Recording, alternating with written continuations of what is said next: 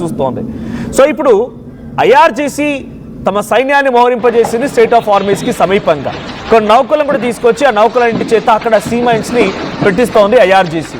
దీంతో అమెరికా తమ ఒక్కసారిగా అటాక్ చేసి ఆ సీ మైన్స్ పెట్టిన నౌకలపైన, ఐఆర్జీసీ బేస్ క్యాంప్స్ పైన, బందర్ అబ్బాస్ పోర్ట్ పైన అటాక్ చేసింది. వాళ్ళు ఏం చెప్తున్నారు? ముందస్తు సెల్ఫ్ డిఫెన్స్ అంటోంది అమెరికా. వాళ్ళు ఏ క్షణమైనా మాపై దాడి చేసే అవకాశం ఉంది, వాళ్ళంత స్థాయిలో అక్కడ మోహరించారంటే మాపై అటాక్ చేయడానికి. కాబట్టి అక్కడ మాపై అటాక్ జరక్క మునిపే మేము దాని నుంచి తప్పించుకోవాలి, కాబట్టి మేము వాళ్ళపై అటాక్ చేశామని అమెరికా అంటోంది.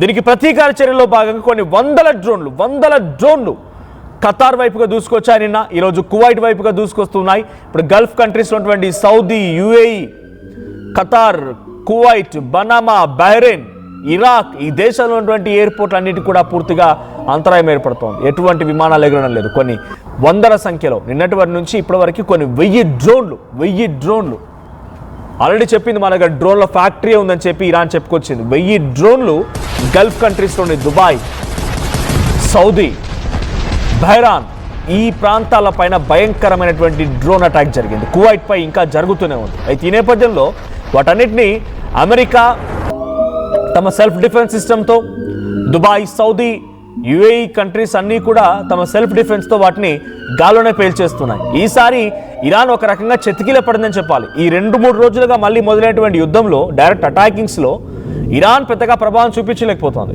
గతంలో దుబాయ్ ఎయిర్పోర్ట్పై అటాక్ చేసిందని, ఇంకోసారి కువైట్లో అటాక్ జరిగిందని, బనామా, బహ్రెయిన్లో ఇబ్బంది పడ్డారని ఇలా చెప్పుకున్న మనం ఇప్పుడు డైరెక్ట్గా ఇరాన్ ఏమాత్రం ప్రభావం చూపించలేకపోతుంది. ఇరాన్ ఒక రకంగా వెనకబడిపోయింది. ఈ 2-3 రోజుల యుద్ధంలో అటాక్ చేస్తున్న అమెరికా సెల్ఫ్ డిఫెన్స్ సిస్టంతో వాటిని అడ్డుకొని తిప్పికొట్టి గాల్లోనే పేల్చేస్తోంది.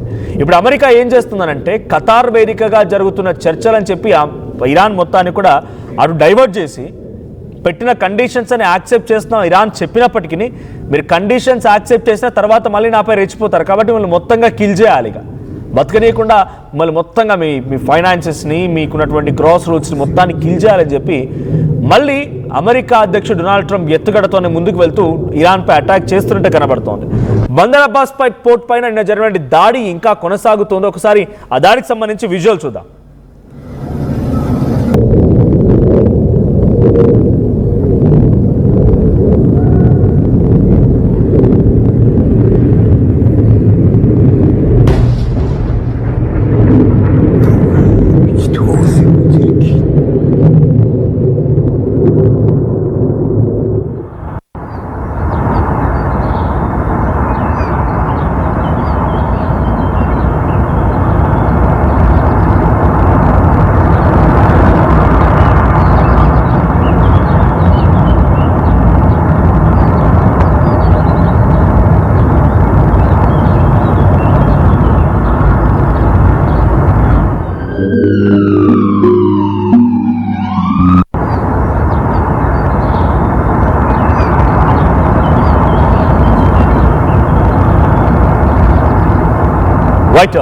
నిన్న బందర్ అబ్బాస్ పోర్ట్పై జరిగిన దాడి నుంచి ఈ క్షణం వరకు కూడా ఇంకా ఈ దాడి కొనసాగుతూనే ఉంది. అమెరికా దానికి చెప్తున్న కారణం ఏంటంటే, మా పైన వాళ్ళంతా అటాక్ చేయడానికి ఒక భయంకరమైనటువంటి యాక్షన్ ప్లాన్తో సిద్ధంగా ఉన్నారు, దాన్ని బ్రేక్ చేయడంలో మా ఉద్దేశం మాత్రమే, అక్కడ అటాక్ జరిగిందంటే ఆ ప్లాన్ని బ్రేక్ చేయడమే అన్నట్టుగా అటు అమెరికా చెప్తోంది. కానీ ఈ అటాక్ కేవలం బ్రేక్ చేయడమే అయితే మరి చర్చలు ఎందుకు? 60 రోజుల పాటుగా చర్చలు జరుగుతాయి అని చెప్పి ట్రంపే మన ట్వీట్ చేసుకొచ్చారు. 60 రోజుల పాటు ఈ చర్చలు జరుగుతాయని ట్రంప్ చేసిన ట్వీటే మనం చూస్తూ ఉన్నాం. ట్రంప్ ఎగ్జాక్ట్గా మండే రోజు ఈ ట్వీట్ చేశారు. మండే రోజు ఈ ట్వీట్ చేశారో లేదో ఆ మరుసటి రోజు నుంచే యుద్ధం మొదలైంది. మళ్ళీ భయంకరంగా ఇరాన్ పైన అమెరికా దాడులు చేస్తోంది. అందుకే అంటూ ఉంటారు, నేను ప్రతిసారి చెప్తున్నా ట్రంప్ గురించి మాట్లాడు, ఆయన మాటలకు ఆయనకే అర్థం ఉండదు. వార్థం, పరమార్థం, మన్ను మశానం ఏమీ ఉండవు. ఆయన చెప్తాడు, మళ్ళీ ఆయనే దాన్ని అతిక్రమిస్తాడు కూడా. అటాక్ చేయొద్దు అంటాడు, అటాక్ చేస్తాడు. నేను మిమ్మల్ని పూర్తిగా విశ్వసిస్తున్నాను అంటాడు, మళ్ళీ వచ్చి అటాక్ చేసి భయంకరంగా దాడులకు పాల్పడుతూ ఉంటాడు. ఇప్పుడు జరుగుతోంది అదే, ఎగ్జాక్ట్గా అదే జరుగుతోంది. డొనాల్డ్ ట్రంప్ మళ్ళీ ఇరాన్ని నమ్మించి ఇరాన్ గొంతుకు వస్తున్నాడు. సో ఇక్కడ నా ఉద్దేశం ఇరాన్ను అమెరికాను సపోర్ట్ చేయాలనో వాటిని విభేదించాలనో కాదు, ఇక్కడ జరుగుతున్న ఎగ్జాక్ట్ విషయాన్ని మీకు అందజేయడం కోసం మాత్రమే. ఇక్కడ ఇరాన్ ఆల్రెడీ చర్చలకు వెళ్ళింది ఖతార్తో. ఇవేమి జరిగినా, ఎటువంటి చర్చలు జరిగినా, ఎటువంటి దాడులు జరిగినా ఫైనల్ ఎఫెక్ట్ పడుతోంది సామాన్యుడి పైన, మీ పైన, నా పైన, మనందరిపైన ఎఫెక్ట్ పడుతోంది. అది మనం పే చేసేటువంటి పెట్రోల్ ప్రైజెస్లో కానీ, కూరగాయల ధరల్లో కానీ, నిత్యావసర సరుకుల్లో కానీ, మనం రోజువారీగా తినే టిఫిన్స్లో కానీ, ప్రతి నిత్యావసర సరుకుల పైన ఈ ధరలు పెరిగిపోతున్నాయి. కారణం అక్కడ డొనాల్డ్ ట్రంప్ చేసేటువంటి పిచ్చి చర్యలు, దానికి ఇరాన్ ప్రతీకార దాడులు, ఇవే జరుగుతోంది. స్ట్రైట్ ఆఫ్ హార్మూజ్ నుంచి రోజుకి సగటున బిఫోర్ వార్ 150 నుంచి 200 నౌకలు అట్టిగా దాటేవి. కానీ ఇప్పుడు ఏం జరుగుతుందో తెలుసా, 5 నుంచి 10 మాత్రమే దాటుతూ ఉన్నాయి. దాంట్లో డెఫినెట్గా భారత్కి కొంత ఫ్రీ మూవ్మెంట్ ఇరాన్ కల్పించింది కాబట్టి భారత్ కూడా ఫ్రీగానే వెళ్ళగలుగుతుంది, అటు ఇటు కొన్ని నౌకలు తీసుకెళ్ళగలుగుతోంది. కానీ ఇంత భయంకరమైనటువంటి యుద్ధానికి కారణం ఏంటంటే కేవలం డొనాల్డ్ ట్రంప్ యొక్క అహంభావమే. డొనాల్డ్ ట్రంప్ కేవలం ఆ దేశం పైన ఆధిపత్యాన్ని చెలాయించడం కోసం. మొన్న ఒక ట్వీట్ చూసాను డొనాల్డ్ ట్రంప్ అఫీషియల్ అనే ట్రూత్ పోస్ట్ నుంచి, United States of Middle East అని చెప్పి ఆ ఇరాన్ మ్యాప్ మొత్తానికి అమెరికా ఫ్లాగ్ని వేసేశాడు. అమెరికా ఫ్లాగ్ని వేసి ఇరాన్ మ్యాప్ మొత్తాన్ని కూడా కప్పెట్టేసి Middle East of United States అని ఒక పోస్ట్ పెట్టాడు డొనాల్డ్ ట్రంప్. అంటే ఎంత అహంకారంతో ఉన్నాడు, ఎంత టార్గెటెడ్గా ముందుకెళ్తున్నాడో అర్థమవుతోంది. ఇప్పటికీ ఇంకా డ్రోన్స్, మిసైళ్ల వర్షం కురుస్తూనే ఉంది.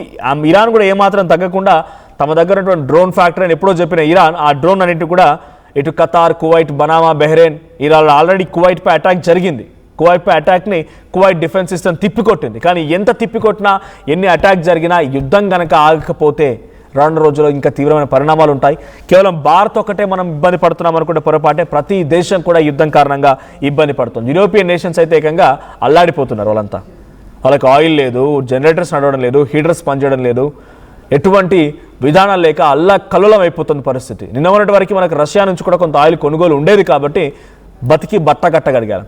కానీ ఇప్పుడు రష్యా నుంచి ఆయిల్ కొనుగోలు కూడా మన ప్రధాని మోదీ డొనాల్డ్ ట్రంప్ ఆదేశాల మేరకు నిలిపివేశారు. కాబట్టి ఇప్పుడు రష్యా నుంచి ఆయిల్ కొనుగోలు లేదు, మనం కొనుగోలు చేసేది కేవలం హార్మూజ్ నుంచి రావాల్సిందే. కాబట్టి డెఫినెట్గా ఆ ప్రభావం, దాని తాలూకా సిచ్యువేషన్ మనం ఫేస్ చేస్తూనే ఉంటాం. సో ఇప్పుడు యుద్ధం ఆగిపోవాలనేది అందరూ ఆకాంక్షిస్తున్న మాట. కానీ డొనాల్డ్ ట్రంప్ యుద్ధం ఆగేలా కనిపించట్లేదు. 60 రోజుల పాటుగా చర్చలని చెప్పినటువంటి ఆ మనిషే మళ్ళీ యుద్ధానికి కారణమై మళ్ళీ ఇంక యుద్ధాన్ని రెచ్చగొడుతున్నాడు. ఇరాన్ అమెరికా యుద్ధం ఇంకా కొనసాగుతుంది. ఎటువంటి పరిస్థితులు రాబోతున్నాయో చూడాలి.